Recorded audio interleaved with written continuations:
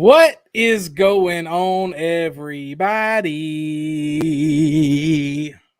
Hard Pass Crew's back. Got Rim Breezy with me. What's going on, man? What's up, man? How's it going? It's going, brother. A wild week of sports, wild weekend of football. Got a lot to talk about, but how you been? Dude, you know me, dude. Every day is just a dream, you know? Yeah. I wake up, I piss excellence, Wake up. and I just Wake up.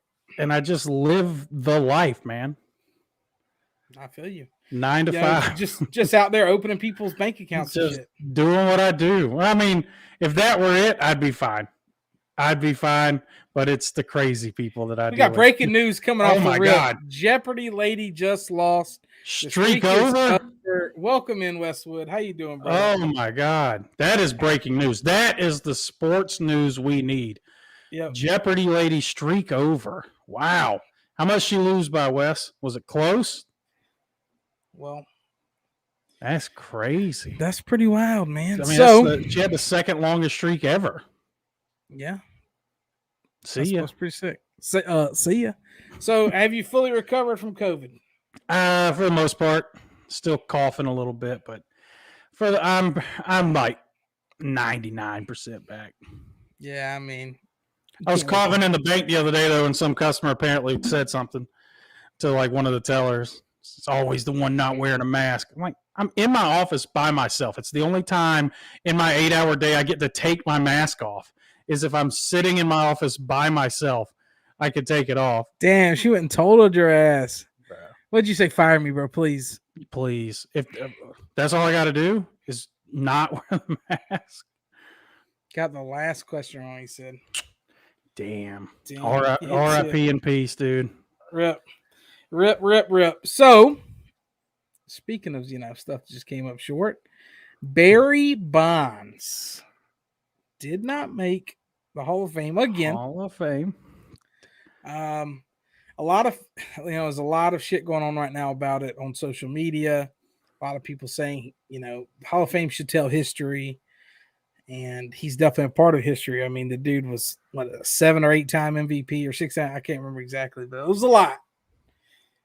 12-time slugger, Gold Glove winner. I mean, clearly was on the juice. Clearly, he gained another body, another human being grew inside of him. But that hand-eye coordination was nothing to play with. No, I mean, so there's so many different arguments that come from this. Mm-hmm. And one of the arguments I hear all the time is, he was a Hall of Famer before he cheated. Yes, he didn't need to cheat, is the whole thing. He was a Hall of Fame player before he started cheating. There was no need to cheat. He's one of the only, maybe the only 500 home run, 500 stolen base guy ever. Like, he was a Hall of Famer. There was no need to cheat, but you cannot tell me that at 36 years old, you just all of a sudden are strong enough to hit 73 home runs without some help. Just something. So are you on the hill of just don't let nobody in that cheated?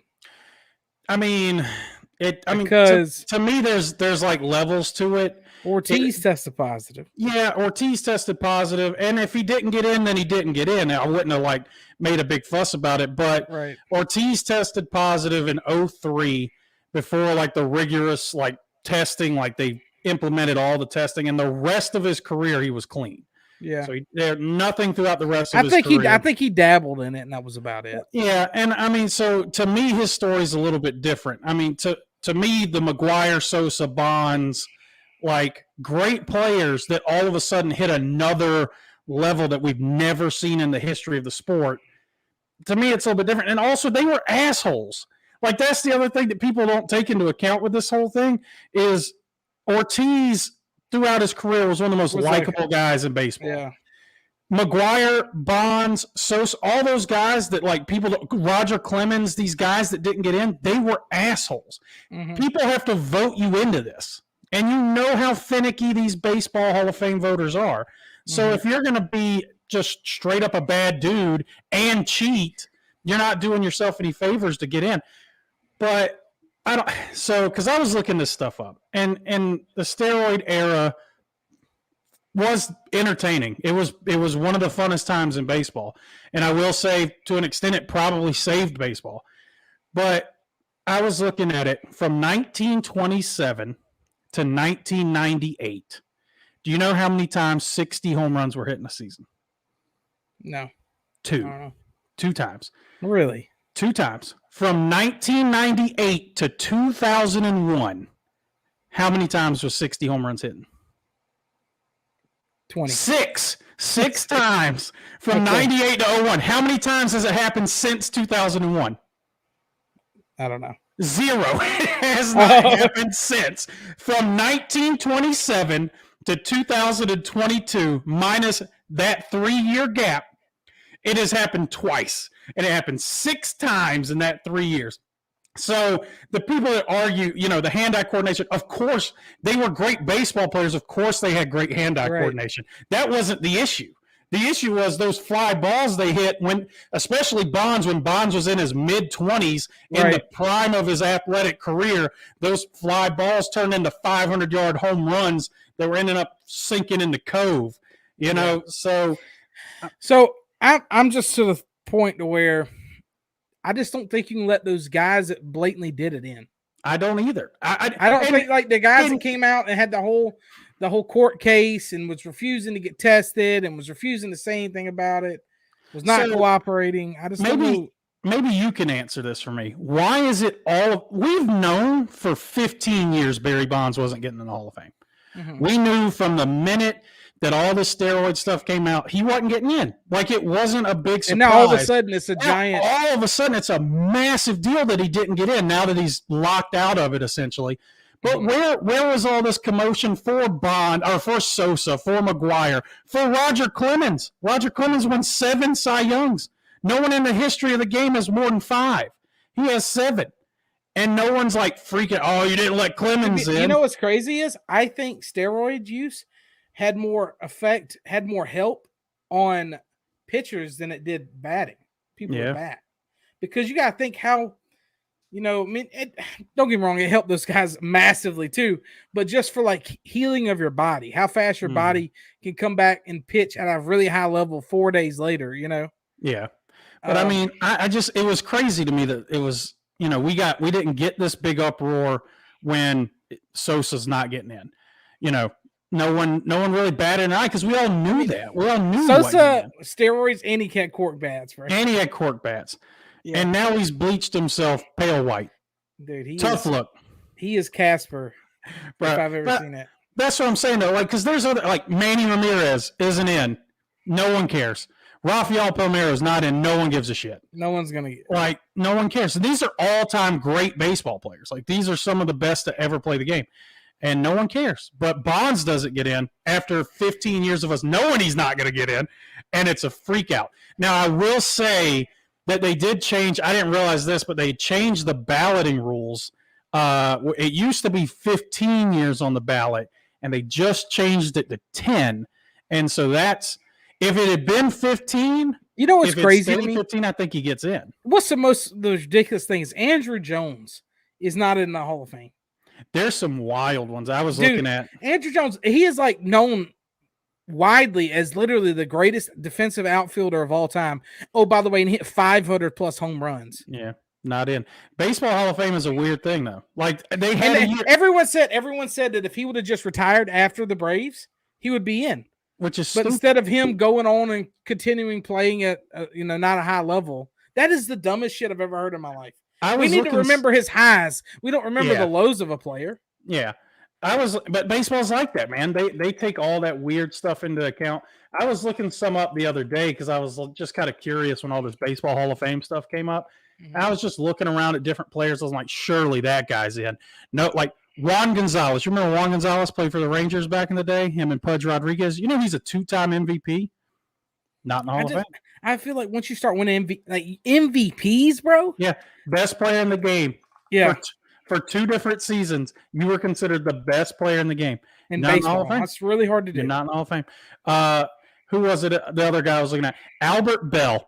Albert Bell, who now a lot of his is because he was an asshole. So Right. you got to take, like I said, baseball's weird. You got to take stuff like that into account. He was apparently just an awful, awful dude, but he averaged 41 home runs a year. Averaged. Not in the Hall of Fame. You think Rose should be in the Hall of Fame? I mean, to me, Rose didn't cheat the game. Rose just had a gambling problem. Now, Yeah. Rose also is just a stubborn asshole. Old who, dickhead. Who could get himself in if he would just change, but he refuses. He won't. I think Pete Rose should be in.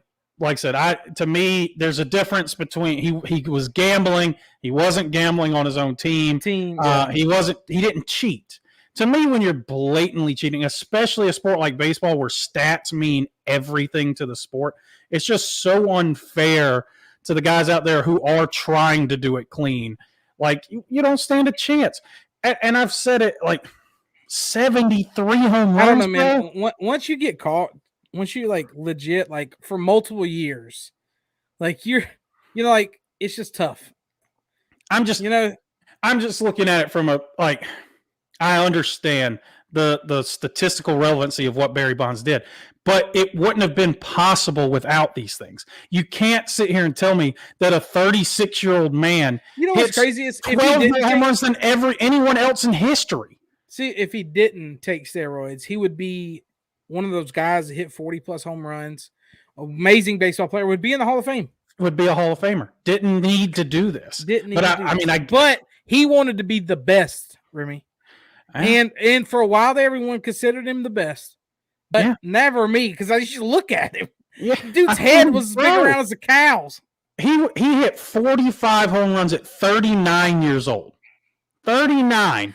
Let's not forget how dominant they intentionally walked him with the bases loaded. Yeah, I was looking, of course, because it's all over sports media today. Some of the stats that they showed. Did you know he has more intentional walks in his career than the entire Tampa Bay franchise? That's crazy. So they were showing it, and he was intentionally walked. He played 22 seasons. The Tampa Bay franchise has been around for 24 years. They have a combined 131,000 more at-bats than him, and he still has more intentional walks. He had a season where he finished with a 607 on-base percentage. 60% of the time he was getting on base because they were just walking the shit out of him. That's crazy. Well, we'll see. I don't think he deserves it. I don't think he deserves it. It's just, to me, like I said, he would have been in. Didn't have to do this. But what puts him in that, he went from being a Hall of Fame player to one of the arguably greatest players of all time because he cheated. Like, when you're talking Mount Rushmore baseball players. If you cheat in any sport, bro, I ain't got your back. It's just tough, man. I'm sorry.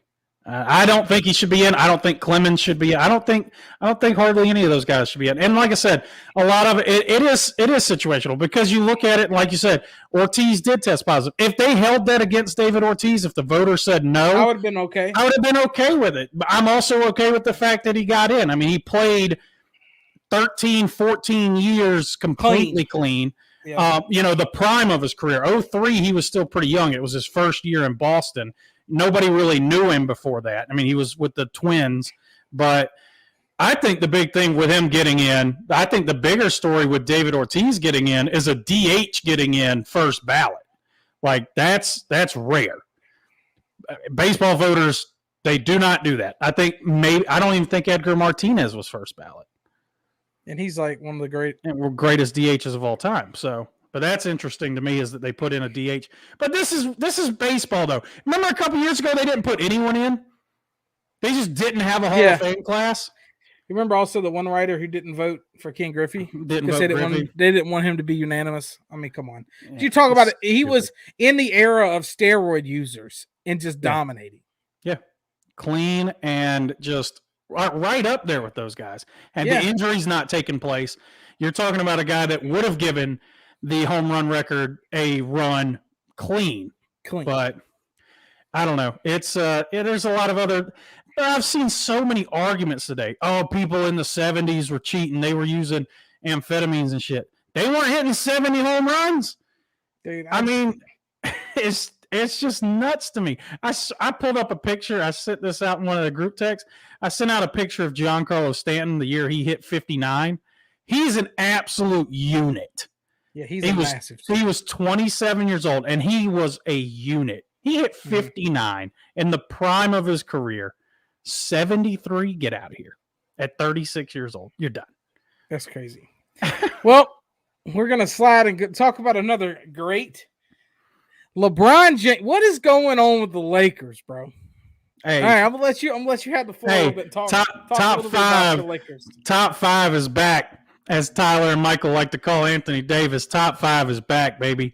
I don't. They're just. They're not a good team. They're just not a good team. They won last night. They beat the Nets. They beat James Harden. So good job on that one. James Harden also is wanting out of the Nets. That's the reports. Not really want out. Yeah, some reports started peeking their head up yesterday that he wants out of Brooklyn, that Kyrie's vaccination status, his role with the team. Shit coming from the Sixers. They want to keep Ben Simmons until the offseason? And trade him for James Harden. Bro, if I'm Joel Embiid, I am pissed. If I am Joel Embiid on the 76ers right now, I am livid. Bro, you're just wasting a year. Just wasting it because you refuse to trade Ben Simmons. You refuse to do it, and they're not going to win a championship. They're just not. Like, Embiid is unbelievable. Like, I think last time we recorded was the night he scored 50 in like 27 minutes or whatever. Yeah. Nuts. Dude is insane. But it's irrelevant because they're just going to waste this year away. Also, the fact that they want to throw in Tobias Harris in a deal for Ben Simmons. Tobias Harris his contract is wild. So so here's $50 million worth of basketball players back because we have to match salaries. Superstar contracts. Yeah, that's what I'm saying. What are they? They're trying to get 2 superstars back for Ben Simmons and Tobias Harris? No, thank you. I don't know what's going on in Philadelphia. That's one of the dumbest run that I don't know who's calling the shots on this. Bro, the bad thing is it sucks because we had the whole rivalry last year with the Hawks and Sixers. I root for the Sixers. Like, I pull for Joel Embiid. I like big men. If you're a big guy, I pull for you no matter what. And it's the fact that like he's already has health problems. He's big. He's just a massive human being. Yeah. You just can't take years of his career for granted. He's only got so many years of his prime in him. Like, and you look at some of the like big guys, like Shaq. Just take Shaq, for example. At his peak, he's the most dominant player in the world. But when it started to go down, it went down fast. Like, look at Dwight Howard. Yeah, I mean, look at these guys. This is, once it plummets, it plummets. And I don't, like I said, I don't know. You brought up the health issues. He's been relatively healthy. They manage him a good. I think they do a good job of managing his minutes and stuff to try and keep him healthy. But like you said, you're just wasting a year. You're just like, we'll chalk it up to next year. I mean, I don't think he's still probably 27. I'll look it up. He's not old, but when you're 27, when 27. When you're 7'3", but I'm saying this, when you're that size, like you have 27, 28 to about 31. Yeah, I think 31, 32 is where you'll start to see the decline in his game. And it's he so weighs like hard. Pounds, It's so hard to win a championship. And they're just like, we'll just figure it out in the offseason. We're going to trade Ben Simmons for the world. Ben Simmons doesn't want to be there. He is a valuable piece that you could get something in return for.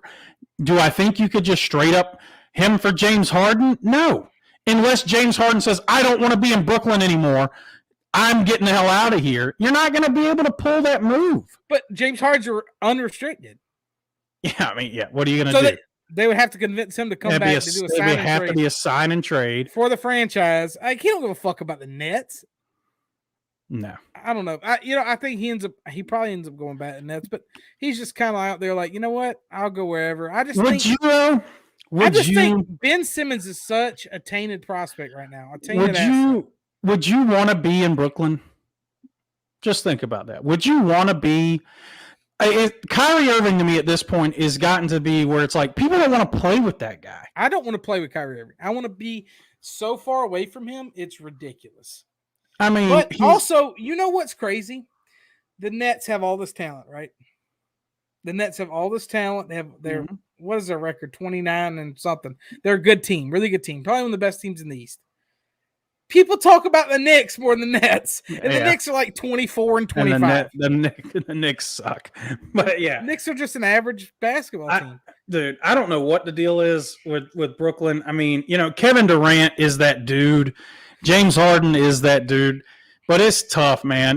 Like I said, you look at that team with Kyrie, and they're getting desperate when they're like, yeah, man, we're going to bring Kyrie back to play away games. What's that do in the playoffs? Yeah. I don't know. What's that do in the locker room, bro? You have one bad game that actually means something, and you're like, what is wrong with you? Yeah. I mean, it's crazy. Caleb, you missed the Barry Bonds Hall of Fame argument. I think me and Terry are both on the same page. We are against him getting in, against a lot of the guys that were blatantly cheating getting in. I think that it was pretty unanimous on our side, but we know a lot of people don't feel that way. I've seen enough of it online the last couple of days from the sports media to my people that I'm friends with that are just all for Bonds getting in. But that's what you missed, Caleb. So feel free to throw up your opinion in the chat or anyone else that's on here. Let us know what you think if you think Bonds should have gotten in or any of those guys. I need baseball to figure this shit out. They are still miles apart. If they're still miles apart on so many things. Like in that labor agreement, they're far away from a lot of stuff. And how they fucking negotiate, they go, this is what we want. And the other people go, this is what we're going to give. And they go, no, all right. All right, we'll talk again in a couple weeks. We'll talk again in a couple. It's got to be tough. It's got to be tough for you right now. This shit happened at the worst time. You got Freddie Freeman just sitting out there in free agency. That's what I'm saying. I'm to the point now where I don't think he plays for the Braves anymore. Damn. I think we waited too long, and now it's damn. I don't know what we're gonna do. You think after winning a title, your MVP goes away? That would be tough. That would be tough. We inquired about trading for Matt Olson, the first baseman for the A's. Oof. Right before all the shit happened. I mean, it was the worst time for all the shit to happen. But I don't know if you've seen Ronald Acuna is back, baby. Well, he is hitting bombs in practice. He's running. He's doing agility ladders. I just love that man so much. He brings so much joy to my life. It must be nice, though, right? Waking up. I mean, at the end of the day, you still put that hat on. At the end of the day, I also say, you know what? Baseball never plays another season. I'll be devastated, but we won a title. So you put that hat on, and it's like, man, feels like a championship. It's funny because I walk around. I wear a hat. I wear this Braves hat pretty much everywhere I go, and everywhere. Most time it's the older guys. They go, "It's a good time to be a Braves fan. Good time to wear that hat." And I'll show up my tattoo or whatever. He goes, "Wow, you're all in, huh?" I'm like, "Yeah, I've been a Braves fan for forever." So, but yeah, it's a good time for sure. I don't know. I want baseball to come back. I miss it. It's one of those things where they're getting to the point they don't figure it out soon. The season's getting pushed back. And dude, they did not financially recover from the last lockout. A lot of fans just said, fuck it. Yeah. And the problem with baseball is they finally started picking up momentum, bro. Yeah. The World Series last year was like one of the most watched things they've had in forever. In the playoffs and all that. People are starting to like baseball again. And they just can't get out of their own way. Yeah, they do seem to shoot themselves in the foot a lot. Yeah. We have NBA, we talk a little NBA before we talk about the main part, which is football. NBA All-Stars is coming up. We have the All-Star starters getting announced. Well, I think Friday, Maybe it's tomorrow or Friday. Mm-hmm. Trae Young better be a starter. What he's doing this year is nuts. The Hawks are won 4 in a row. We traded Cam Reddish, who I love Cam Reddish, but all the reports coming out were he was going behind the coach's back, starting a bunch of shit. He requested, he wanted to get traded like 2 weeks into this year. He said he was not going to resign no matter what. He wants to get traded. He doesn't want to play with Trae. So now you're back on the Hawks. So I've never left the Hawks. I just miss Cam I feel Reddish. like you but told me you were a Knicks No. fan or something for like that one day. Nah, we're back, baby. The Hawks are fucking back. So We're back. What? Wait, what? we're still You're like back? 21-25. You're back. I was about to say you're back. It is the 12th seed currently Yeah, in the East. we're gonna make the playoffs. I'm not even stressing. No, so a lot of chatter right now for the Hawks is a lot of chatter about moving John Collins. He's the piece that just doesn't fit in the team. There will be chatter about trading John Collins until you actually trade John Collins. Yeah, I mean it's 3 years in a row now. He's the piece that they can move. He just doesn't fit. And we're talking about trading him for what's the guy from the fucking Pistons? Jeremy Grant. Jeremy Grant. Grant's a good player. And he's the 3-and-D guy, which is what we need. Grant's a good player. I think Grant is the piece that a lot of teams should be coveting come this trade deadline, because I think he's a guy that could put a team kind of over the top and make them a good team. God knows I wish the Lakers had him, but unless they want Talen Horton Tucker and Kendrick Nunn. So what seed is the Lakers right now? 8 seed. They are 24-24. They are sitting at 500. So what does the Lakers do turning around? Hope to God that there's nothing they can do. As far as the roster is concerned, there's nothing they can do. They just have to hope that Anthony Davis becomes the best Anthony Davis, and I love LeBron James to death. Anthony Davis should be the best basketball player on this team. There's no reason why a 37-year-old, 19-year veteran should be hands down your best player. They need Anthony Davis to go back to being 28 points per game, Anthony Davis. They need Russell Westbrook to – I watch him, and it's like I want to pull for him. I want him to do well. But God almighty, he's played well the last couple of games. I'll give him a little bit of a break here for the last couple of games. Somebody posted it was a video of him shooting an air ball, and he said Russell Westbrook in his bag. I see, just pulling up on a fast break shooting an air ball. As good as he is, sometimes he does stuff that you're like, how are you? Dude, it's because he plays at such a high speed. Oh, I know. He never slows down. For people that have played basketball, that is probably the hardest adjustment to make, is how to control yourself at full speed. It's so hard to do, because when you're at full speed, you've got, the adrenaline's rushing. It's easy for a regular dude to throw a layup up over the rim, over the backboard, But Russell Westbrook is a former MVP in this league, and I've seen multiple jumpers off the top of the backboard. Not even close, bro. Not even close, bro. But, like I said, I give him – he's played well the last couple of games, but – he's streaky. He's very streaky. So, all right, riddle me this, Batman. So, Tyler and Michael and all them, they're big Steph Curry guys. Not at all. They constantly shit on Steph Curry. Steph Curry's in a bad shooting slump here lately. I don't know if you've seen the numbers, but I think January was like his worst shooting month of his career. He's been very bad from three. The other night he had a game where he went 1 for 13 from three and 5 for 21 from the field. And I sat there and I thought to myself, they won the game. They won the basketball game with that man going 5 for 21 from the field. And I just want to live in a world at any point. Imagine LeBron. If LeBron James came out, was like 5 for 21 and 1 for 12 from three, and they won the game. Bro, LeBron goes 5 for 21. Them Lakers is losing by 50. Easily. He might as well not even play the second half.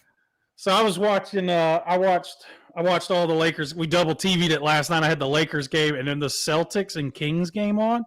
Oh my God! The Kings had 7 points with 2.5 minutes left in the first quarter. The Hawks are playing the Kings right now. At one point, I think the Kings were down by 60. It was ugly. It was bad basketball. They were shooting like I think I can't remember what their first quarter ended up being, but it was like 4 for 20 something, 4 for 30 something. They were awful. But yeah, so I don't know, man. We're getting to crunch time though. It's like you said, All-Star games coming up. We're about to get the announcements, trade deadlines coming up. Yeah, I think Jeremy Grant's the big name to keep an eye on because I do think Detroit wants him out of there. Be interesting to see if Sacramento tries to do something with Buddy Hield. They've been trying to trade Buddy Hield, it feels like, for 3 years as well. The Hawks, John Collins, I think, that's a name to be on the lookout for. The Pacers have been trying to move everyone, it feels like. I think everyone on that team is up for grabs. They want to get rid of Miles Turner getting hurt at the worst time, breaking his foot, He's going to be out until after the trade deadline, so that hurts his value. I don't know, some big pieces out there. NBA trade deadline is always a lot of fun. So yeah, most of the time, a lot of shit can happen. Yeah, trade deadline. Also, during the draft, NBA trades can pop off. But we'll see. So the Cleveland Cavaliers are 29-19. Yeah, have you watched them play? They're actually a good basketball team. So, yeah. I mean, I've watched them play. They have so many big dudes, bro. Yes. It's wild. Like, they're hard to play against on that night-to-night basis where teams aren't used to playing big like that. They run Mobley at power. Yeah. They're 1.5 out of first place. They are 1.5 out of first place. They play insane defense because their entire team is power centers and power forwards. And this is without Colin Sexton. This is without Sexton. Their guard plays good too. Yeah. Garland's in the running for like most improved player. Yeah, Garland's been good. He's been good. He's good. But, I don't know. I really think they had a slam dunk with that Mobley kid, dude. Most of the time, big men come in and it takes a while for them to develop. Yep. Like Embiid and like these other guys. You see Bamba finally coming to life a little bit this year. Mm-hmm. It just takes a while for these big dudes to adapt. But you watch that Mobley guy play, he is nasty. Yeah, he's legit. He's legit. Good for them. I think it was Garland. I saw a quote saying that it would be really cool to have something go right for the Cavs that doesn't involve LeBron James. Yeah. Basically said, we want to create a legacy outside of LeBron. And I mean, Cleveland needs it, bro. They need it bad. The Browns. I mean, across the board. But the Cavs franchise. Cleveland Guardians now? You take out LeBron James from the Cleveland Cavaliers history. And one of the worst. Oh. They're terrible. Awful. They're the team that drafted Anthony Bennett. I mean, dude, you can't waste away these picks, man. That was the number one overall pick. Number one overall. Man, the chat's kind of quiet tonight. What's going on? I don't know. It's just not popping. Where's everybody at? Everybody's chilling tonight. Caleb, get the troops together, bud. Throw some stuff out there. But yeah, so we're 30 minutes in. We've been hanging out, kind of chatting about a bunch of different stuff. We're gonna, of course, talk NFL, man, and we talk with a heavy heart for me because, as most of you guys know, I like the Bills. I pull for the Bills. My dad's a Bills fan, and I root for them as my second team.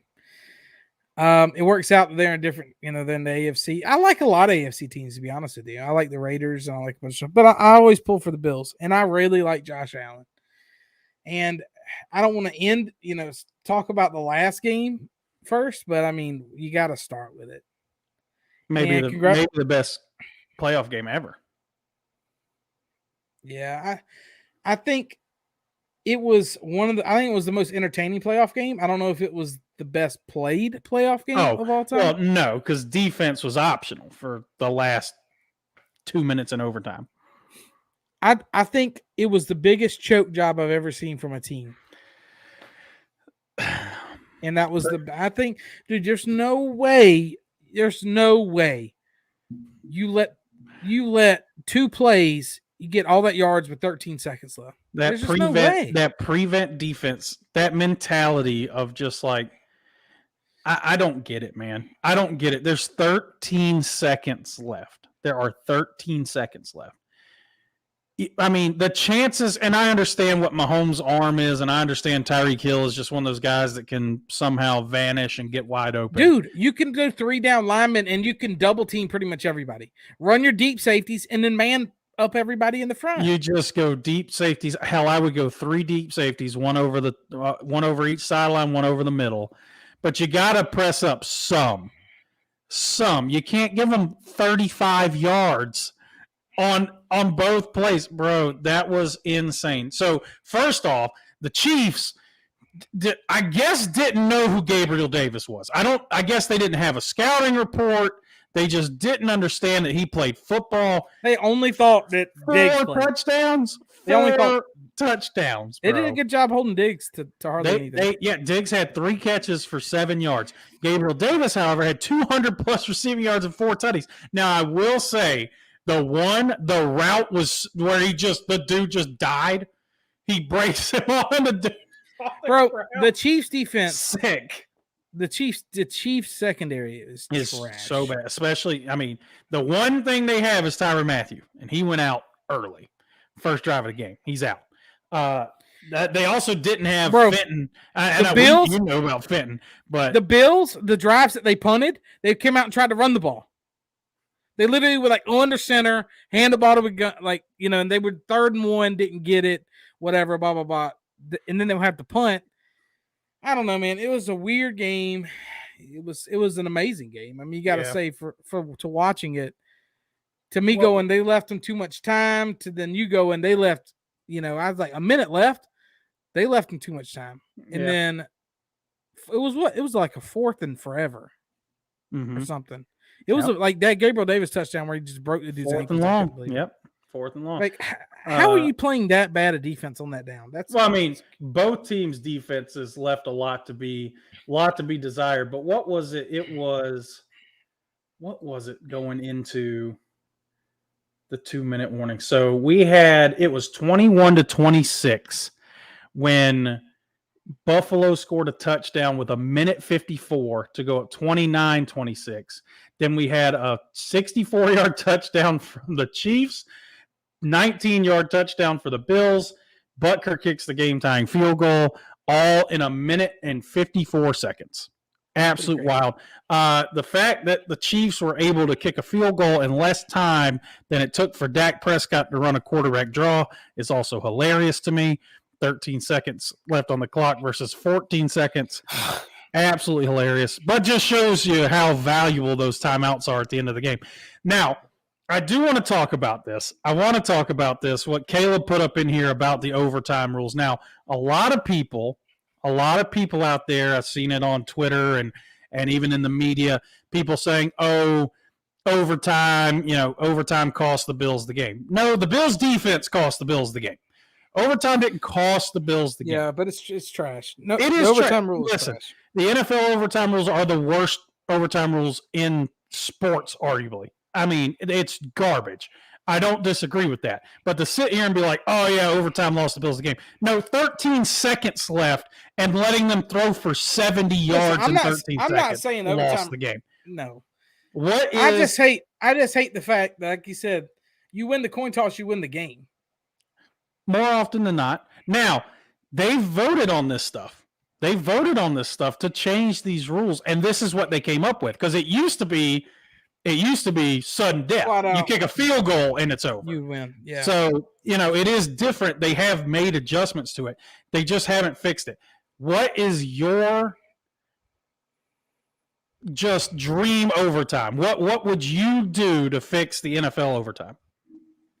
I don't mind the way they have it set up currently. I just think they need to give the other team a chance. Okay. And I think it, and then it becomes a little slightly unfair for the other team because then they can just keep going for it on 4th down. They have an extra down, try to score. Mm-hmm. But I think, I think that, all right, so the overtime rule should be there's no extra points. Whoever wins a coin toss, you score a touchdown, you get the 2-point conversion. Okay, and then you give the other team a chance. They have to score a touchdown, get a 2-point conversion. to send it to another overtime. Then I think you either do field goal kickoffs or like from the 20 and in offensive sets. And then then make every team go for 2 and stuff. I am all for it. Each team gets 1 possession. And if it's still tied after the 1 possession, field goals. You start from 40. If both kickers make it, you back up 5. You do 45. Back up 5 yards, 50 until someone I think it's, and I think the whole thing, you can't just have it set up on a tee. No. It's a field goal. It's like they can block it and everything. Yeah. So, because that would just be wild. Yeah. I mean, imagine you're kicking a 65-yarder for the win. The whole problem with everybody had with this overtime with the Bills is, a lot of people don't like the Chiefs. I think a lot of people hate the Chiefs because of Patrick Mahomes' wife and his brother. They're terrible human beings, and everyone hates them for it. They are garbage. So, and for like for the innocent, for the person who has no horse in the race, it was sad not to see Josh Allen, who, I mean, literally could not play any better in the playoffs, get kicked out of the playoffs. It is one of the exactly. I think where we all got robbed was an opportunity with how well he was playing. We didn't get an opportunity to see him step on the field in overtime. So we did get robbed from that aspect. But yes, the NFL they just desperately need to change that rule. They need to change it. The fact that we've screamed it out loud, the fact that the NFL in the regular season can end in a tie is such a joke. They've got to fix their overtimes. No more ties. No more keeping the other team from touching the ball. Talking before we move on to these other games, just shout out to both those teams. It was a great game. Patrick Mahomes is unbelievable, but how good is Josh Allen, man? Like, could you predict? Like, seriously, how much I joked around about it, how good he looks shorts, blah blah blah. I've been a big Josh Allen guy ever since Wyoming, but even in my wildest dreams, I could not think that he would progress to be such a passer that he is. Yeah. Yes, he has such a feel for the position. When you watch him play in the pocket, he steps up, he makes sidearm throws. I mean, he has an absolute rocket for an arm.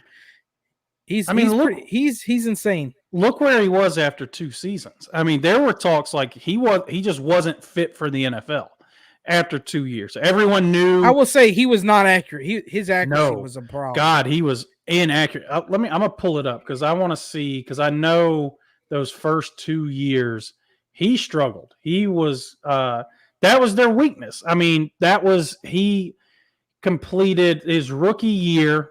He had 12 starts, threw for just like 2,000 yards, 10 touchdowns, 12 picks, 52.8% completion percentage. That's awful in the NFL. Yeah. His second season, 58.8% completion percentage. Pretty bad. Started all 16, only threw for 3,000 yards, almost 3,000 on the dot. He was very low runner. Yeah, very good at running because he's a big physical dude and he can run. 20 touchdowns to 9 picks, so pretty good from that standpoint, but still, 20 touchdown passes and only 3,000 yards for a starting NFL quarterback. He was definitely a game manager still. He was definitely. And then just the last 2 years, 4,500 yards, 37 and 10 with a 69% completion percentage. And then this year, the percentage went down a little bit, only 63%. 4,400 yards, 36 and 15. He has developed. Now, this is why I've made the argument so much for Tua in the fact that people are trying to give up on Tua so quickly. Look at what this guy did. Look at where he came from. He went from 52% completion percentage to now he is, without a doubt, top 5, maybe top 3 quarterback in the entire league. I think so much of the game in the NFL is in your head. And you don't develop that without repetition and without practicing and playing. And you know what I'm saying? Caleb was true. Diggs had a lot to do with that. I agree. But as these kids, they have to grow into being quarterbacks. This is the hardest position to play in any sport. Yeah. I'm sorry. You got to control so much. So much is on your shoulders.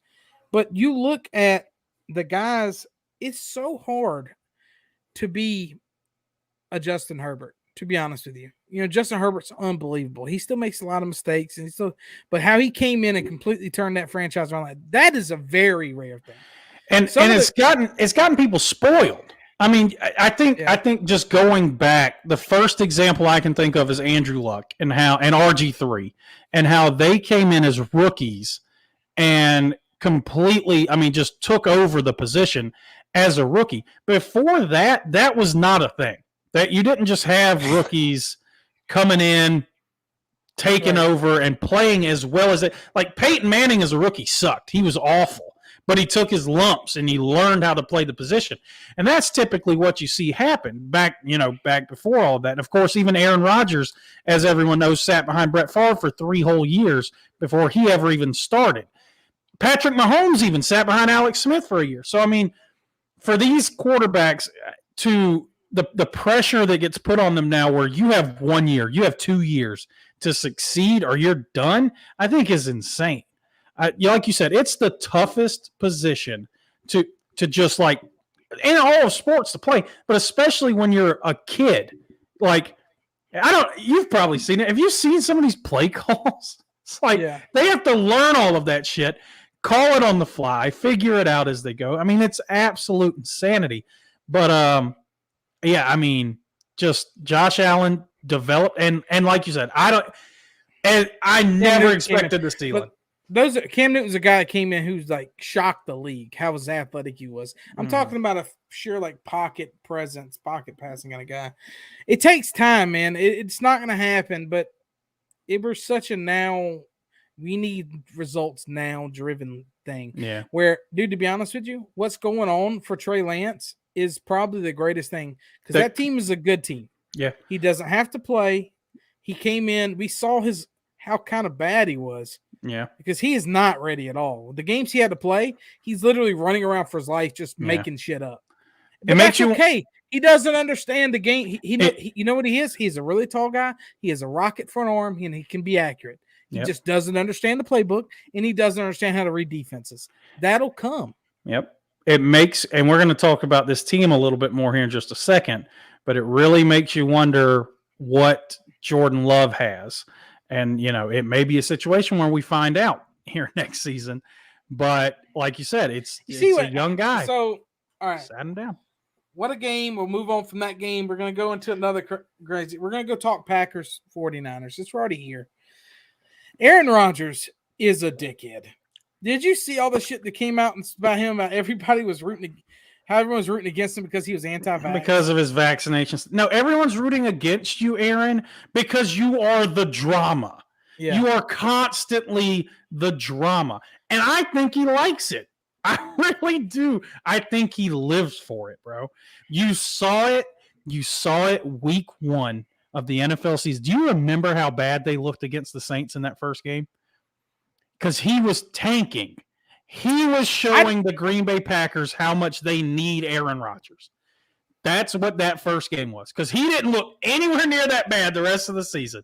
Not even close until the playoffs when it matters. But all right, so of course, every game this weekend was absolutely insane. All 4 games ended in walk-offs. It was nuts. I mean, arguably, I would say the best weekend NFL has had maybe ever because that was insane. Every game down to the wire, last second. The first 3 games were all won with field goals with 4 seconds left in the game. So it was absolute bonkers. But what the big thing out of this is the 49ers won the game. So congratulations to the 49ers. You're moving on. The Deebo Samuels. I was about to say they're not a sexy team. They don't really blow you away. Deebo is just unreal and drags them through on the offensive side of the ball. Jimmy G has been terrible and is just being drugged to an NFC Championship game. But to me, the big thing that comes out of this is Aaron Rodgers and Aaron Rodgers' legacy. And to me, like he's been to 1 NFC Championship game. Him and Nick Foles have won the same amount of NFC Championships. I mean, Tom Brady came into the NFC his first year and won it all. Won the NFC.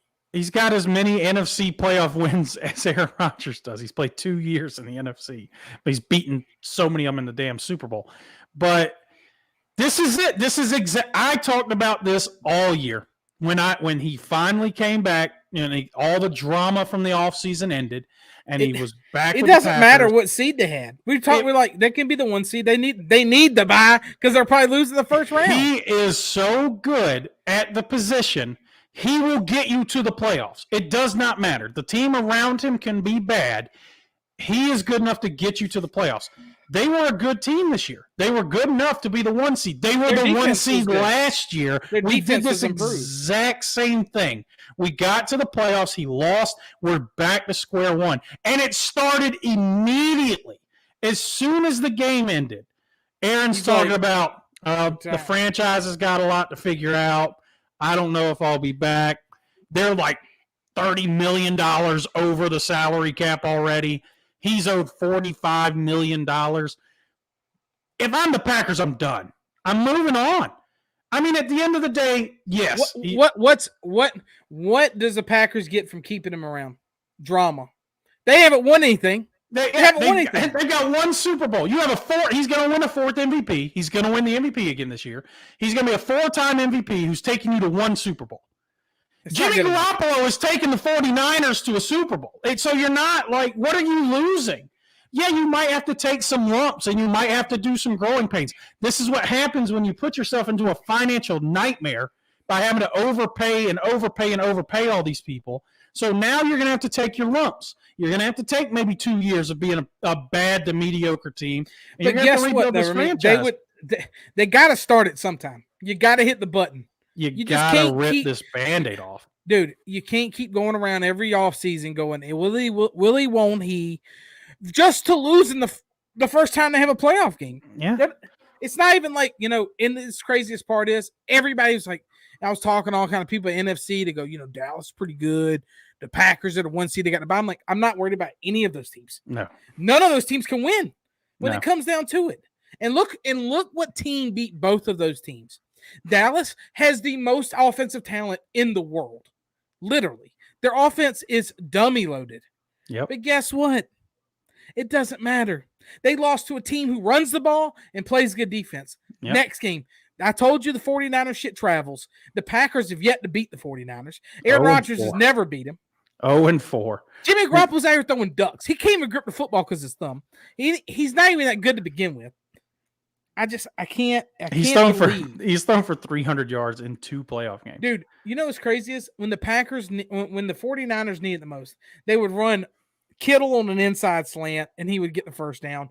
They would bring Debo in. Debo would run the ball for a play, have to come out, run the ball, come back in, run the ball for a play.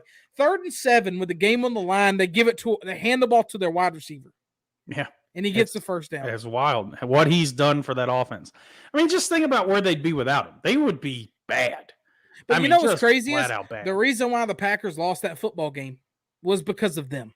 They didn't lose because nobody else. Everyone in the world was watching that game, and it was 10-3 the entire football. The entire game. The entire game, it was 10-3. They had so many opportunities. All they needed to do was literally kick a field goal, score another point, and they would have won the game. The next thing you know, you let a good coach team hang around long enough. They block the punt, they pick it up, touchdown. Now Aaron Rodgers is in shock. You look at him over there, he is deer in the headlights. Immediately comes out, goes 3 and out. I'm like, well, this is game. I mean, they scored a touchdown on the first drive of the game. Packers get the ball, walk down the field, score a touchdown. You're like, everybody's like, this is it. Maybe this is the one he gets the monkey off his back. And then he disappeared. The offense disappeared. And it was cold. It was cold. The weather didn't have much of an impact, I'll say, until the very end of the game. Right. You can still play in the cold. Josh Allen, 2 weeks ago, threw for 400-something yards in 4-degree weather. So you can play in the cold. This is on Aaron Rodgers. They scored 10 points. Just as much as I blame the Dallas Cowboys for scoring 17 points with that offense against the 49ers. In a dome.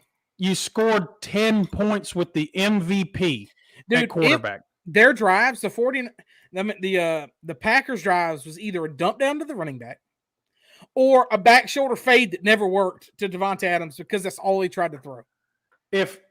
Bro, you should in the playoffs.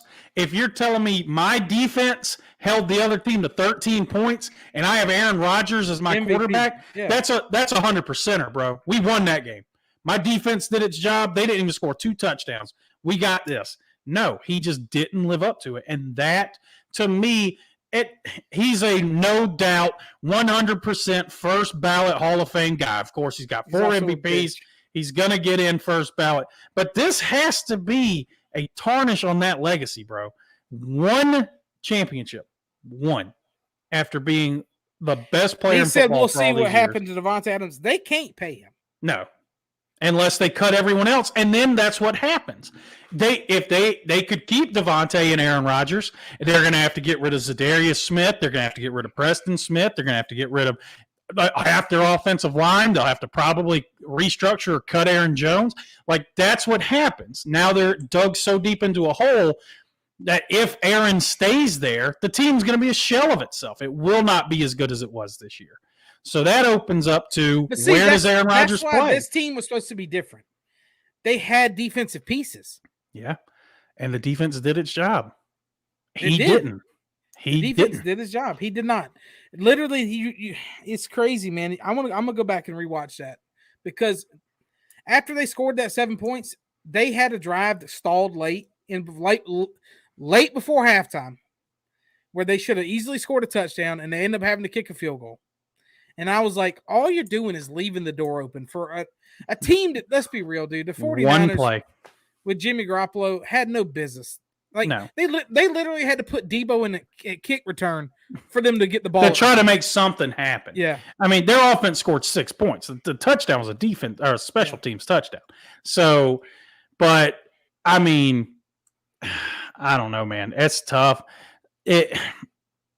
Aaron Rodgers. You see how many playoff wins Jimmy Garoppolo has? He has a lot. I mean, he's been to a Super Bowl and he's going to an NFC Championship game. So, but he is the definition of a game manager. Jimmy has this thing where they run the ball and they play great defense. They're winning despite him. Yeah, it's hard. I mean, he's not that good. And he's hurt and he's banged up and he wasn't that good to begin with. But it's sad to me that I can sit here and say that a first ballot Hall of Fame quarterback, every time it's came head to head with a guy who's just not that good, shouldn't be a starter. The guy who's not that good got it done. Yeah. Like because he had some big third down throws to Kittle. He's not going to wow you. He just doesn't. I mean, he doesn't make game breaking mistakes. For the most part. What I'm saying is, when it comes down time to it, he's more clutch than Aaron Rodgers. But yeah, and that's the thing, though, is like I don't think 49ers, I don't think anyone is looking at them and going, well, Jimmy G's got to get them there. Like, I don't think anyone's looking at that. The Packers are. The Packers are looking at Aaron Rodgers like, you got to get us there. And you that's really the problem with that team, though. So the media, of course, it all picked up, and the media was like, well, where is Aaron's best opportunity to win a Super Bowl? And everyone's like, well, it's still going to be the Packers because they're still the best team for him to play on. And maybe where now that their season is over. I see so many people saying the Steelers. No. Steelers, he immediately slides in behind Big Ben. Like, I don't see that happening, but I see a lot of people like the Steelers are high betting odds for him to go there. I keep coming back. I just keep coming back to the Broncos, man. It has to be the Broncos. It has to be the Broncos. I came back to them so many times. He could start his own little thing going on again. The Broncos are there. Like, they have so much pieces. Their defense is good. They are Aaron Rodgers away from being a contender. Now, does he go to Denver and do the same shit and just lose in the playoffs? Probably. But the Broncos would be fun as hell to watch. Remy, you can't. I mean, we watched enough football. You got to call a spade, my brother. Oh, I know. You don't get it done for 16 years. You are who you are, man. 2 of the greatest quarterbacks of all time to play for your franchise. Imagine that luxury. You're a Panthers fan. You've been through it. I'm a Dolphins fan. God knows I've been through it. In the past 30 years, the Packers have had 2 quarterbacks. 2. Dude, that's not good enough. Like, It's not. it's And not good and at enough, the man. end of the day, dude, I would give my left arm to win a Super Bowl. Like I would love that. But I also haven't had like 4-time MVPs on my team, bro. And they've had I'm two saying, of them. They've had two different guys. Remy, you're going to sit there and tell me the whole time, because Aaron Rodgers has been playing just long, a little bit, not as long as Tom Brady. But you're going to sit there and tell me that Aaron Rodgers is a better quarterback than Tom Brady. Meanwhile, Tom Brady is doing nothing but winning, and Aaron Rodgers doing nothing but bitching. Losing and becoming a problem. So I think talent-wise, Rodgers is the better player. But when it comes to that, like, winning mentality and doing the things they need, it's Tom Brady. Clutch. Yeah. No, not clutch at all. And also, like I said, part of it's just his ego. I don't care. He doesn't care he lost. Tom, I will say, as much as it hurts me to compliment Tom Brady, I will say that when it comes to he wants to all of that stuff, it's winning and it's nothing else. Nothing else. The ego, all that other stuff, you put all that shit to the side and you just find ways to win. And he's got 7 Super Bowls. He's got everyone spoiled, bro. He's got everyone spoiled. It's so hard to win one. It's very hard to win 2. He's got 7. He's got everyone spoiled. Meanwhile, I come back to it, man, and that's why, I know you hate him because you have to hate him, and it makes sense to hate him, and that it is what it is. But to somebody like me, and the Panthers lost to him in the Super Bowl, and to somebody like me, man, who would just sit there and I would always be like, yeah, it's boring as hell, but dude, you got to tip the cap to the guy. There's so many times, dude, his teams was not that good, man. And like he would take pay cuts to get Randy Moss in and to get these other guys in. He would take they would front load it in the signing bonuses and stuff, but they work the system. Like somebody else can do it if they're doing it. I will never understand. And that's to me, that's part of what goes on Aaron Rodgers' legacy. Is he always had to be the highest paid. He always had to be big money, big time contract every time.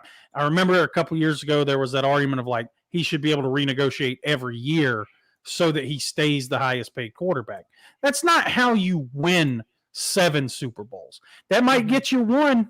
It might get you one. Look at Seattle. Look at how quickly that dynasty folded in Seattle. Mm-hmm. With the Legion of Boom had to get broken up. Money. It's all about the windows, man. It's wild. Football's that's what makes it cool to me, though. That not every year the Dodgers is going to be in the blah blah blah, and they're going to have the best highest payroll. It's windows, man, and it literally is trying to make a puzzle. Put pieces into a puzzle and stuff. Yeah, when you got so many pieces you have to put together to build a team. The Packers, they had one of the best quarterbacks of all time, but they don't have nothing to show for it but one, and that's not good enough. Yep. So, I mean, let's be real. I would love to get one, but could you imagine every year thinking like we should probably be in it? Yeah, and just never getting there and losing the first round or second round or whatever, playing bad 49ers teams and going home. I mean, 49ers literally is using the run. Their widest Debo plays everywhere, and he's unbelievable. But he just wants it more than those other guys. And they have Kittle, who's a good player. They have some good, decent wide receivers. I don't know. That team, you look at that team is a team that we saw in the beginning of the year saying, look out for them. Because, we can name 10 players before you even name the quarterback on that team. Yeah. That lets you know how good that football team is. Yeah. Now, its ceiling is tough. It's tough to win a Super Bowl. They're not as talented as Green Bay. Right. They're not as talented as Dallas, but they play the game the way you need to play it to win, especially this time of year where you can hide some of that. They play great defense. They play, so far in the playoffs, A+ defense. And they run the ball and they don't make critical mistakes. And it's gotten them to another NFC Championship game. Now, they're clearly an underdog. We'll go into this next game. Clearly. But who would be surprised if they beat the Rams? They're 2-0 against the Rams. They have something against the Rams. There are matchup issues for the Rams. It's funny, man, that there's teams is always like, Like you said, the Packers never beat the 49ers. The Rams Mhm. struggle against the 49ers. Like, that team is just a grindy, gritty team. Yeah. And I respect it. There are teams Clearly- like you look at Tampa Bay and New Orleans the last couple of years. Like Tampa Bay, clearly they won a Super Bowl last year. But New couldn't Orleans beat New gave Orleans. them fits. New Yeah. Orleans just had something that they didn't have an answer for. And so far, I think the 49ers are like 6-0 against the Rams the last 6 times they've played them. There's something there that the 49ers match up well with the Rams. Now, clearly, I think the Rams are the more talented team, but there is something to be said for that matchup. And also, I wanted to throw this out to you because I found this interesting. I was watching TV, and they always say it's hard to beat the same team 3 times or whatever. It's happened 22 times, I think, in the playoffs where the teams have been 2-0 against the other team. And lost. 14 out of the 22 have won. Wow. So you're more. if you're just good against them, you're good against them. And that's what the point they made is when you've beaten them twice, you clearly there's something there. Like you've got some sort of advantage. But we'll see. Here's the interesting thing. I know we're going to talk about the Rams and Buccaneers football game, which is out of this world. But in the history of the Super Bowl, we had never had a team play the Super Bowl in their home stadium until last year. Tampa Bay played a Super Bowl in their home stadium and won, of course. If the Rams win this week, they will play the Super Bowl in their home stadium. We could go from it never happening to happening 2 years in a row, which I found would be interesting. So the Rams beat the Bucs. They're also trying to stop. They're trying to stop the 49ers from coming into the game. You saw that with the secondhand tickets. Same thing that like Tennessee did to Cincinnati. Yeah. But I don't know about that. But what a football game that was. The Rams tried to pull their best Atlanta Falcons impersonation. They were up 27-3? 27-3. And they blew it. They completely blew it. But, Tom Brady is one of those things where he's like on the back of your neck. He's literally like Thanos, dude. Yes. He's inevitable. Yeah, and everyone dude, they ain't enough. And all he needs was one play. And then next thing you know, it's another play. And next thing you know, the other team's punting the ball every time they get the ball. It was, bro. You kept calling me, texting me. It's over, dude. It's over. That's game. I'm like, you keep saying this? And every time you did it, the Rams would do something stupid.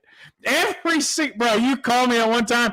This game's over. Snaps the ball over his head, 30 yards backwards. Buccaneers ball. Then he kick a 40-some yard field goal. He kicks it 3 yards short. I'm like, you keep saying it, and it's just not true. It was a weird football game. Cam Akers kept fumbling the ball.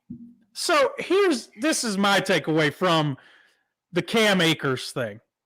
Cam Akers is 6 months away from having his ruptured Achilles. Yep. It's a great story. It's an amazing story that he was able to come back as quickly as he did and play for this team in the playoffs. He has contact. Why did he have 27 touches in this game? Why did they hand him the ball? They like Cam Akers a lot. Why did they hand him the ball 24 times for 48 yards? He averaged 2 yards a carry, and they just kept giving him the ball. That's one thing that the Buccaneers defense is really good at. I get that. That defensive tackle, number 50, is bonkers. I get stopping the run. They have Sony Michel, who at the end of the day, he's a great backup. He's a guy who's been playing for them. Maybe don't give the guy with the ruptured Achilles 27 touches, who hasn't had physical contact but for 2 weeks this year. And he tried his best to fumble it away. He fumbled twice. One, they were about to score. Dude, the play with Stafford made to Kupp to win the game pretty much, to get him down the field. He's getting hit when he throws it. Mm-hmm. And he throws an absolute dot. I was proud of those boys. I was proud of the Rams. Kupp has himself a year going on right now. The Rams are talented. Like, Von Miller's back now. He's making some plays. They have a team that's built to win now this year. And, I kind of predicted it would be the Rams versus the Bills. By the way, if that would actually happen, I'm going to give myself a pat on the back because it damn sure could have happened. It came close, didn't it? I will say this. I love the Rams franchise. I love their mentality, their go get it mentality. Win a Super Bowl no matter the cost. Trade every first round pick from here until the end of time. We do not care. We want to win a Super Bowl. They did it a couple years ago, and we all thought they're going to make this run, and they're just going to be in up Schitt's Creek. But they lost the game, but they're back because they went, you know what is our weakness? It's Jared Goff. Let's go get Matt Stafford and see what we can do. And that, like I said, what is it, 7 years they're going to go without a first-round pick? Who gives a shit? They're trying to win a damn Super Bowl. And I respect the hell out of that mentality. Dude, as a team that had to completely rebuild, and I think rebuild like no other rebuild where you just trade every talented player for a draft pick. And we had all these picks hoarded up, and we're like, oh, look at all these draft picks. That's great. You can rebuild. You got all these pieces. What if you miss on those picks? These guys are like, we don't give a shit. We want Matt Stafford. We want Pro Bowl quarterback. We want the best corner in the league. We already got the best defensive tackle. We want Von Miller. We want guys that go out and get it done. And, I mean, I love that mentality. It's all in, baby. Win a damn Super Bowl. To be fair, I think that's how I would be if I was a GM. Odell Beckham. I mean, they're all in, bro. And, I mean, I hope that you know what? Off. All these moves they make impacts for the team. Oh, yeah. No, I mean, none of them have been dumb moves. I think every move has worked out well. Matt Stafford. I mean, we knew how good Matt Stafford was. Yeah. He's a little erratic sometimes because he can be so wild with it. But dude, he's a fucking baller, and we just needed him to be. We just needed him to be out of the Lions. That right arm is special. Now. But shout out the Bucks. I mean, their shit is fucked up. Like the Bucks have a lot of turmoil going on right now. And they kind of was doing the same thing the Rams were doing. They were like, "Fuck it, we just want players to try to win." Mm-hmm. So I give props to the Bucks. But they got one. So now they're in a mode where they don't know if Tom Brady's going to come back. He's coming back, bro. Everyone chill out with that shit. I've seen it. A lot of people say he's not. Tom wants to take his time. Blah blah blah blah blah. Tom Brady doesn't give a shit about your feelings. Tom Brady realizes he just lost. I don't think Tom Brady goes out without winning the Super Bowl. The way that he is wired. It's one of those double things because I agree with you. I don't think he could leave without winning one. But also, so when he wins one, he's like, I got to come back. I could get another one. I could do this again. I could do this again. Unless he plays like Peyton Manning the year he won. To be fair, they lost not because of him. No. He still has the arm talent. I mean, he led the league in yards and touchdowns. I think he's fine physically. I don't think there's any issues there. He's not Ben Roethlisberger falling over his own 2 feet every other play. He's fine from that standpoint. He's 44 years old, my guy. Allen says he's gone. He's not gone. He's back. He will be back. He's going to take a couple of weeks and then just be like, I think I'm back. I think I'm coming back. You know he wants to be 45 out there slinging the rock. My thing is, how do you throw for 5,000 yards and retire? Yeah. I mean, he clearly still has it. Yeah. Like, that's not the issue. Dude, how? And what hyperbolic chamber bullshit? Does he sleep in? Yeah. Like, I mean, it's the blood of the innocent, honestly. We all know it. Dude, that is the biggest sign of the devil contract. Soul to soul. Old Timmy tongue him down Brady from Alan Goodman. He does kiss children. It is weird. It's very weird, but he's also the greatest NFL player of all time. So I hate him. But hey, shout out to them. Good game, great game. They fought back. Everyone thought they were going to win. One blown play, man. How do you let Cooper Kupp get behind your safeties? Who knows? But also, I got nothing on that one. That was stupid. That was crazy. And it was just such a weird game. But so we have the Rams versus the Niners, and then for the last game, of course, Bengals Titans. Now the baby Bengals, they didn't win a playoff game in 31 years. Well, it was a road playoff game in 31 years. No, it was a playoff game. Okay, that was their first road. Yeah, that was their first road win ever.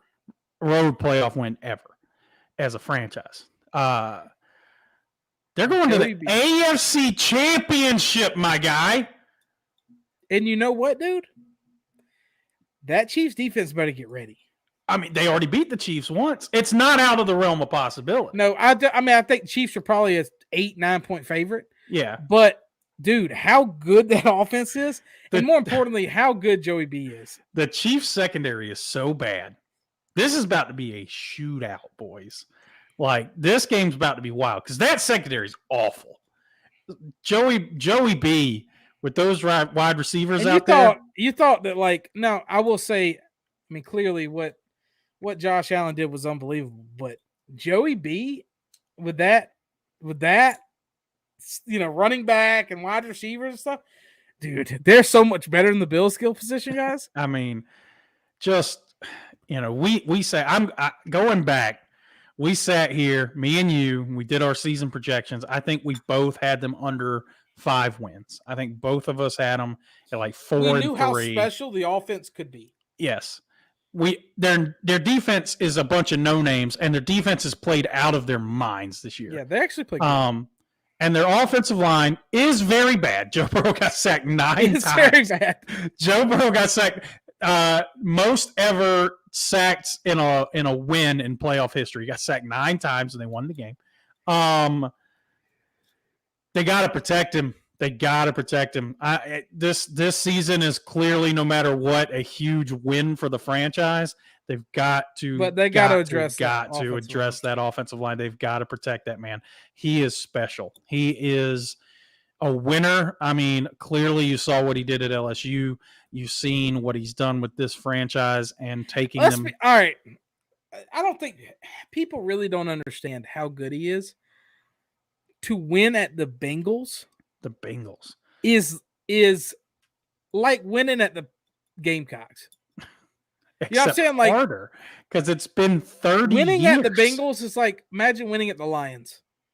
I mean, yeah, like that, but know? Like, I mean, you got to think it's like he wasn't even born when they last won a playoff game. He wasn't even alive then. It's pretty nuts, and just watching him play.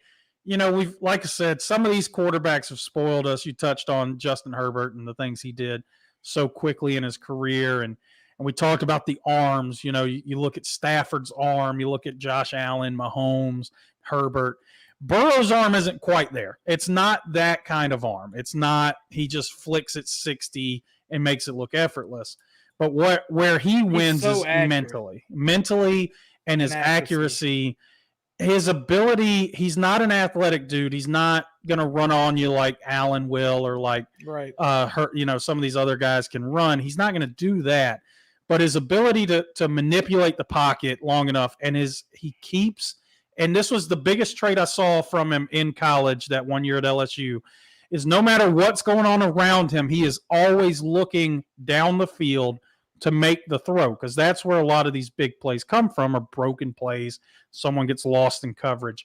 And his ability to not panic when everything is coming down on him, and clearly, I mean, 9 sacks. Yeah. You would think he's a little rattled after that, and he's not. He's Joe Cool, dude. It's unreal. You know, we can't talk about this game and not talk about the Titans. Massive disappointment. I mean, Ryan Tannehill and come down to it, just didn't get the job done. Yeah, and you know, a couple of his picks were tipped and bobbled and bipped and booped, and it sucks, and that's unfortunate. But that team was set up to win, man. You know, like that team was set up to win. Joe Burrow got sacked 9 times for a reason. They have a really good front seven. That Simmons guy, Jeffrey Simmons, holy shit, is he good? Yeah. But at the end of the day, like to me, like, you know, Derrick Henry did come back, probably a little bit of rust. He was what he was. They had the one really big run from Deontay Foreman. But other than that, by the way, looked pretty good. Yes.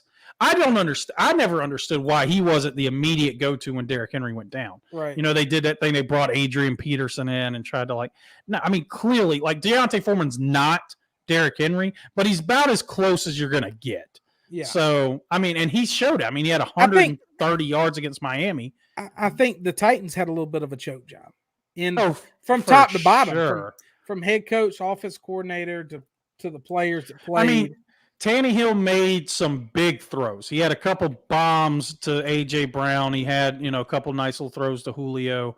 But bro, at the end of the Julio day, is falling off, dude. bro, yeah, no, Julio's done. Julio might as well hang him up. He might as well just hang him up. He is. But at the end of the day, I do put the loss on Tannehill. The turnovers. I mean, the first one was just what are you doing? He's just got to be better. I mean, and now there's talks. There's things out there. There's articles of like, how do they get out of it? How do they move on from Tannehill? What do they do next? And I don't know. I mean, I don't know if that's the case, but it feels like that they've reached their ceiling. Like they're not going to get better than that. Like that's right where they are.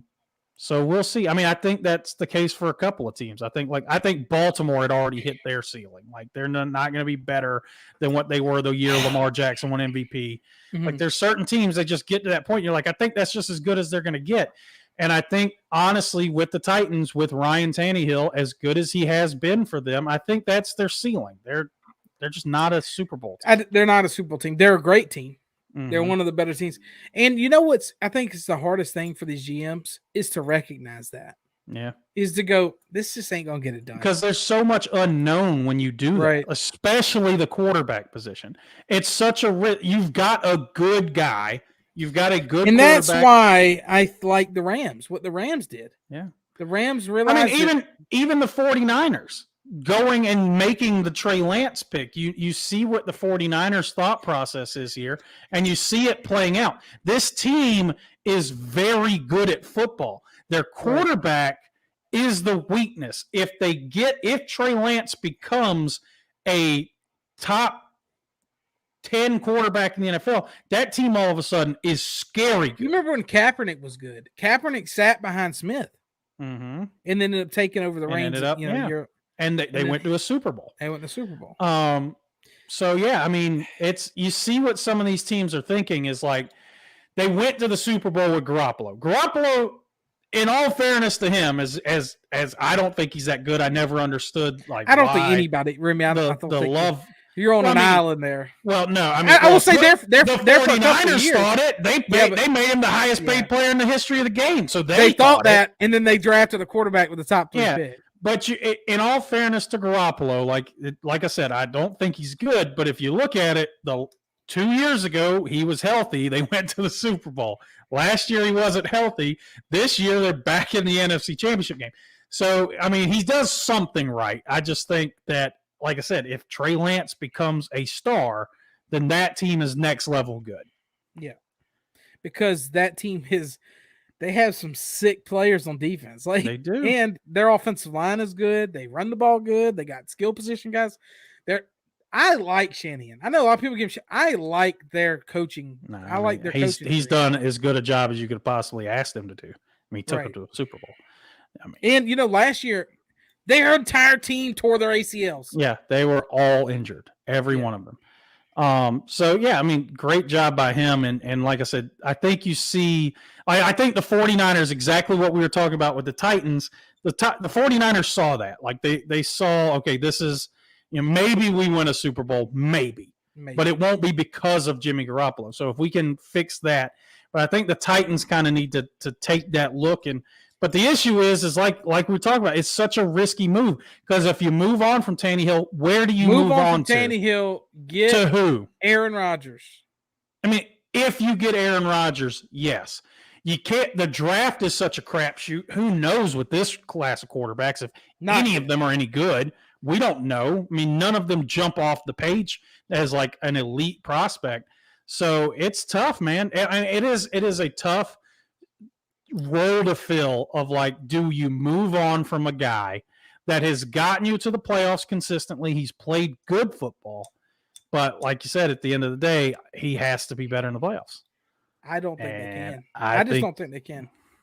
Do you draft a guy and sit him behind him?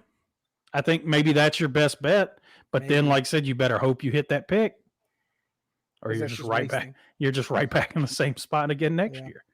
All right, so before we get out of here, because we're running a little long, I'm glad to be back on here. It's good to talk some football, good to talk basketball, baseball, all the good shit.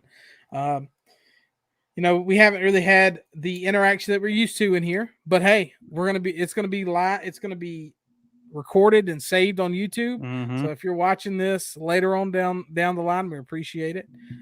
Comment on it, give us a thumbs up on the Facebooks and the YouTubes. But who's your picks to go to the Super Bowl?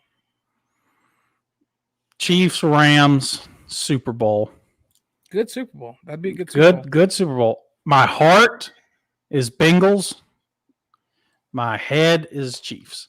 I want the Bengals to win that game so badly because I am that big on Joe Burrow, and I have been since day one. Listen, I want him to win. I'm going to be also one of the biggest Bengals fans in the world. I do not like the Chiefs. I do not like the Chiefs. I'm indifferent on the Chiefs. I don't like the head coach. I don't like Patrick Mahomes is cool. I don't mind Patrick Mahomes. I hate his family. Yes. They are the most hateable people.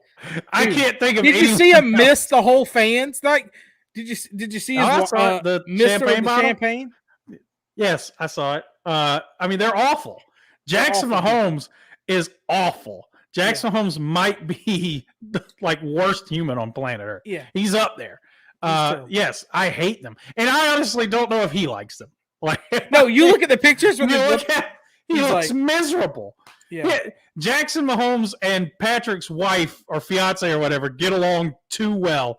They're that like TikTok generation, like doing dumb, weird shit, just not even realizing that other people exist. That's what I'm saying. They live in this bubble where like it's them and no one else matters. So people hate them, and rightfully so. They suck. But like I said, I'm indifferent towards Chiefs. I will say Andy Reid, with one of the more interesting stats, he is the first coach in history to take two different franchises to 4 straight championship games. He took the Eagles to 4 straight NFC championship games, and now the Chiefs to 4 straight AFC championship games. How has Bellamy not got a Bieniemy?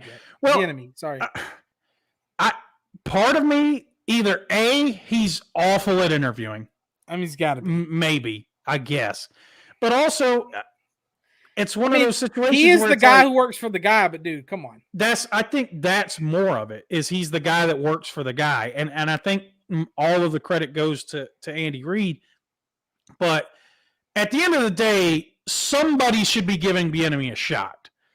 Somebody. Joe Philbin became a head coach in the NFL at one point. Like somebody somewhere, like Joe Philbin was Mike McCarthy's offensive coordinator. Mike McCarthy called the plays. I don't know what Joe Philbin did actually. He was terrible as a head coach. But at the end of the day, Bieniemy's been one of the best. Every year it seems like he's so highly sought after, but no one offers him the job, and I don't get it. And he's not like the biggest target this year. I haven't seen his name in hardly any of these things. So I guess before we get out of here, we got to talk about. The Rams now looking for a head coach. Not the Rams, the Saints. The Saints. Sorry, Sean Payton getting out of there. John Payton looking at that salary cap and going, "Fuck this, I'm out." One of the biggest troll jobs ever is getting Taysom Hill that contract and then getting stuck with that contract. It just shows how tough it is to lose like an all-timer at quarterback and still try to coach an NFL team. Because with Drew Brees, it was easy. You just knew your team was going to be good because you had Drew Brees. But now, like you said, it's Taysom Hill, it's Jameis Winston, it's Trevor Siemian. It's tough. And they were a better team this year than they probably should have been. But like you said, they're looking at that salary cap thing and going, oh, shit. We can't really get much better. He'll be the next Dallas head coach. So, yes. He's going to have to sit out a year because he's got to show the Saints that he really is done. But the Saints still own his rights, I think, for 3 years. So another team would have to trade for him, buy him to out get him. Yeah. They have to trade. They have to straight up offer draft. They almost traded for him. Apparently, there's a report that when Anthony Davis left or something. I was reading something about that. So there, because you brought up a good point, and I'm not going to spend a whole lot of time on this, but I did want to get your opinion on it. So, you talked about Bieniemy and how he hasn't gotten a job. And like I said, everything I'm seeing, he's not even like in it this year. Like most teams are not even interviewing Eric Bieniemy. But one of the big names that keeps popping up, and I want to get your opinion on how I don't understand this, is Kellen Moore, who's been the offensive coordinator for the Cowboys the last couple of years. He is popping up in almost everyone's head coaching positions. Just like Byron Leftwich. He was same thing. And I'm not knocking either guy. I do think maybe there is some potential there. But they haven't went through the rigors of the coaching role yet, the coaching carousel. I don't know. To me, it's more like you're talking about Kellen Moore, whose offense just disappointed throughout the playoffs, or their one playoff game, and was wildly inconsistent for the second half of the season. Is he going to be a leader of men? I don't know. Is he the head coach? And then also you look at Byron Leftwich, and I like Byron Leftwich, but I'm always terrified to hire the offensive coordinator of one of the greatest quarterbacks of all time. We did offense coordinator of what's his name's offense? Yeah, Arians. So is it Byron Leftwich that's doing this, or is Byron Leftwich just lucky enough to be in those shoes? I think a lot of people like Byron Leftwich. I think he has he's a very likable guy for the players and stuff. I don't know. I wish him the best, but I don't have a problem with it. It could be failing so miserably bad. A lot of people if those guys can coach, then Luke Kuechly needs to be coaching the Panthers in some form or fashion. So there were a lot of reports that broke late last night, and they've kind of died down a little bit. But a lot of reports that Jacksonville is honing in on signing Byron Leftwich as their head coach, which would be awesome. He was their quarterback for a couple of years. Somebody asked me, I'm a Panthers fan, who would I want to be my next head coach? I would want Mike Tomlin to be my next head coach. I mean, because I think there's an opportunity for him to move on. I think next year, Mike Tomlin finally, we all know Ben Roethlisberger wasn't very good this year, but dude, imagine how good Mike Tomlin is at being a man manager. He's kind of like a Ron Rivera type. You know what I'm saying? Yeah.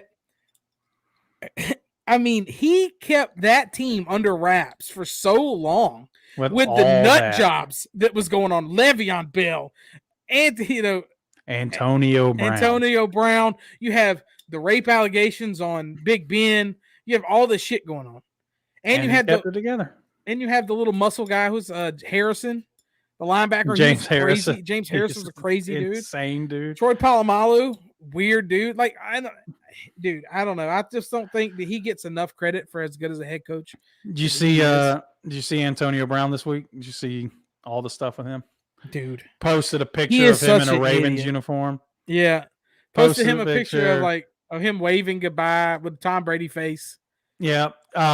Said they're now talking about suing the Buccaneers for releasing him. Went on national TV. They asked him about his mental health, if he has mental health issues, and he said, "I don't have mental health issues. I got mental wealth." Dude is a Looney Tune, bro. You see the picture of him hanging out with Floyd Mayweather and Kanye West and all that shit. Yeah, welcome to the club. Dude is a Looney Tune. If the Ravens even entertain the idea, because Lamar Jackson wants it. Of course, Lamar Jackson wants it because he just needs people to throw to. But no, dude does not deserve to play in the league. He's done. He's out. See ya. I'm sorry. As being serious, he's a real dum-dum. Like, as crazy as he is, he's a big time idiot. And you can see the way he speaks and the way his thought process is hilarious. What a football player he was in his prime. Literally unguardable, unplayable. He was the best. But he was just these wide receivers, bro. These wide receivers are different. These wide receivers are different, bro. We're dealing with it right now. You got to remember, Michael Thomas 2 years ago was the best wide receiver in the league.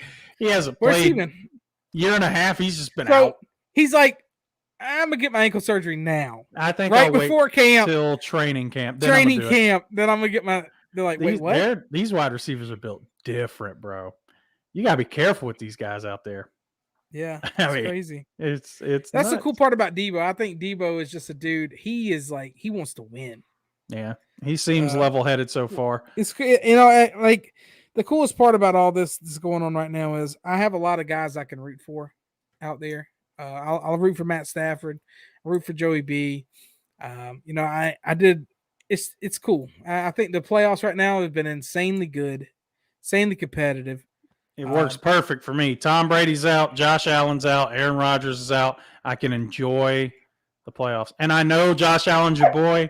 If he didn't play for the Bills, one of my most hated teams, I wouldn't mind. But I'm sorry, he just can't win one. He's done. I mean, I get that, dude. Believe me, I hated. No. I mean, you can't root for your division rivals. That's what I'm saying. I just can't.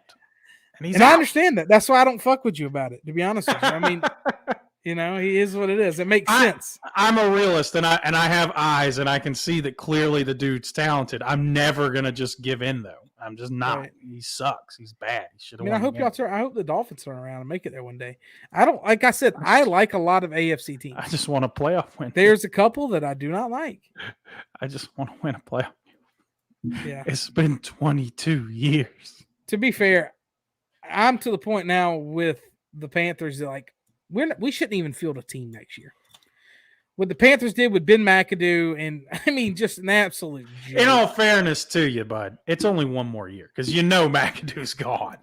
He's the scapegoat. I mean, in all fairness, it's the perfect hire. You can't do anything next year. You're still stuck with Sam Darnold. Is it the perfect hire? It is, because you're just going to fire every coach. We're going to fire all of them. But you don't like. I think where y'all's mistake was that you scapegoated Joe Brady and you got rid of what I think is going to be one of the better offensive minds in a couple of years. Now you just the next offensive coordinator is getting fired. He's just fired. So you bring in one that doesn't matter at all. You bring in Ben McAdoo and you're like, okay, who gives a shit? Matt Rule's gone after this year. Ben McAdoo's gone after this year. And Sam Darnold, clean slate.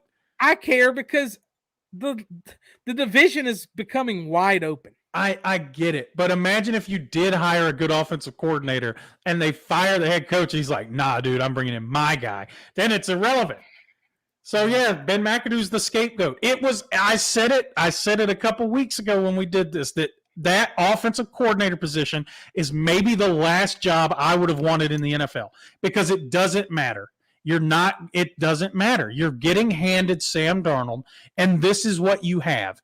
If Christian McCaffrey stays healthy, the big if, maybe you do okay. Who knows? See, that's another thing. Time to trade Christian McCaffrey if we're just going to suck. I mean, there's a lot of things the Panthers should be doing. You just know they're not going to.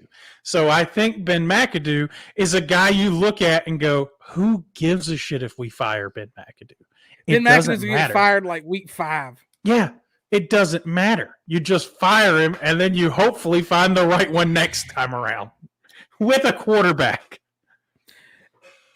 It sucks, though, man, because I feel how you used to feel.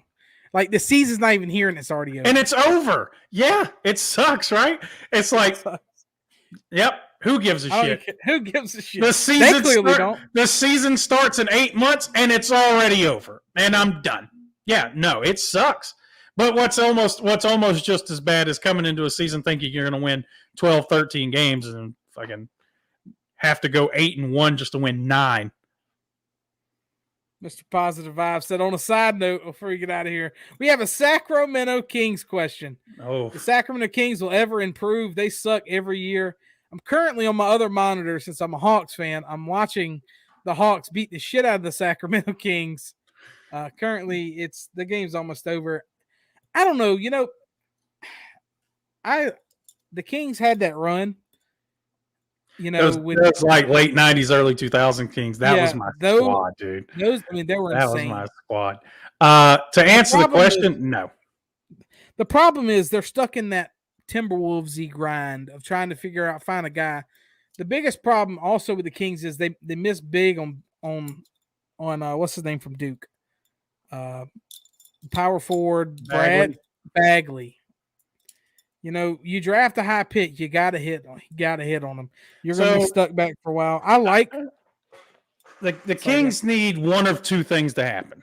They need one of two things to happen, I think, for them to be good. They either need to hit on a generational talent in the draft, and they had Boogie, and he was really good when he was there. But I'm talking, you need like a Luka, or you gotta hit Giannis. a Giannis. You gotta hit a pick like that, like an absolute home run, or you gotta find something that's just different about you, like Memphis, like the Grizzlies. The Grizzlies are just grindy. They're not the most talented roster, but they're just different than everyone else in the league. The Kings are in that. There's talented basketball players on that team, individually talented players, but there's nothing special about the team. So it's tough, man. The NBA is ruthless. Especially these small market teams, the NBA is brutal. They don't give a shit. The NBA don't care that you're small market. They're not going to do anything to give the small markets a helping hand here. You just have to strike gold. You literally have to hit it all at the right time. I mean, look at what Oklahoma City did, and they still didn't win a championship. They drafted Kevin Durant, James Harden, and Russell Westbrook back to back to back, and they still didn't win a championship. Yeah. So I mean, it's tough out there, but I don't see it. I don't see to put a real kind of blanket answer to the question with that roster. I don't see it anytime soon. There's been a lot of talks about De'Aaron Fox being involved in something, potentially trading De'Aaron Fox. It's one of those situations where De'Aaron Fox, I think, is a great basketball player. He's a piece. He's not the guy. Yeah, he's not the guy. But then again, what do you get back in return for him? He's young. A lot. He's young as shit. He's very good. I mean, what are you going to get back? You're not going to get a perennial MVP player back for him. So then you just dig yourself deeper into that hole. I don't understand that. So say you get a De'Aaron Fox and you hit on him, and he's a hit. Yeah. He's a hit. He's a good player. But it's so hard for them to keep them. Yeah. So then you get to the point where you're bad. You draft De'Aaron Fox. Now you're bad, but you have De'Aaron Fox. Now you're coming up on he's not going to renew his contract, so you need to get value back to try to take another swing at it. I like the Mitchell kid out of Baylor. I think he's a great two-way player. He's not a dude. He's not the guy. He's a great player. I think he has a lot of open mobility as a player, but he's not that franchise guy. I mean, look at the Hawks. The Hawks are not that great, but they have Trae Young. So that's a spot. Yeah. That's a point of it, like a point of reference that you can build from. He's our superstar. He's going to try to do blah, blah, blah. You start with number one. You got to find a one. And then after that, then you can build they drafted the kid out of, what's his name? The big, long, lanky dude with a really jacked up jumper. Point guard. Yeah, point guard. Halliburton. He's good. He's a great basketball player. He's just he's more of a all around solid he's not like a dude. Yeah. I mean, like I said, Bite me in the bean, you're so bad you're beyond ass backwards. No blood, I'll be at bloody brutal. What's up, Jacob? Welcome to the end of the show. Yeah. But yeah, like I said, it's tough sledding in Sacramento. But maybe one day, maybe they find one of those European dudes that can't speak English. I mean, you talk about Luka.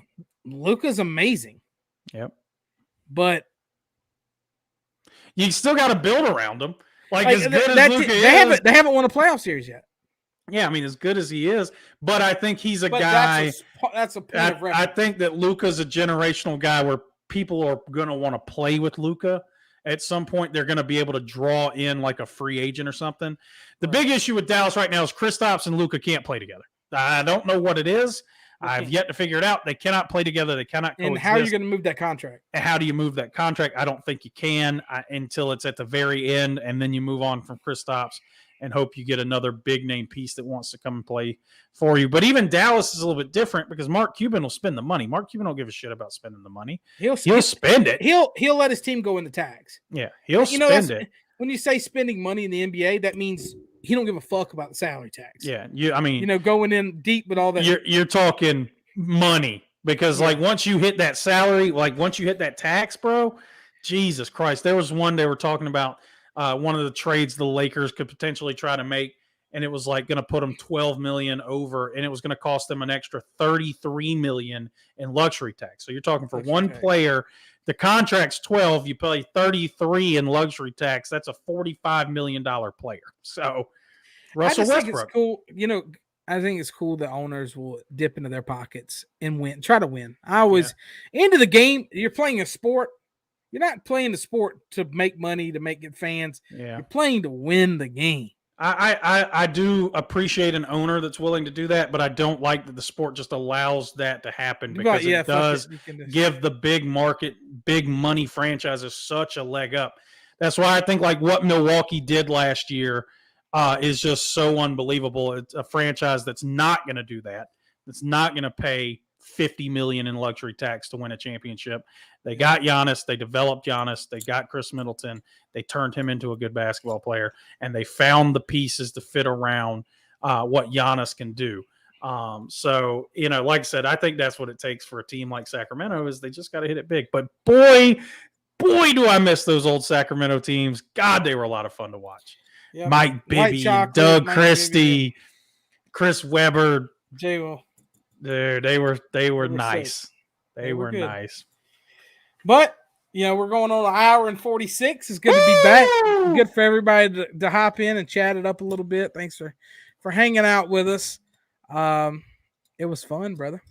Yeah, man. What a weekend. NFL football. Best weekend ever. That was insane. That was great. Hopefully this weekend doesn't disappoint. Yeah, thanks for hopping in here, Jacob. Miss your boys. Do a canyon trip this spring. So, funny enough, Jacob, we're actually going camping. We're not going to the Grand Canyon.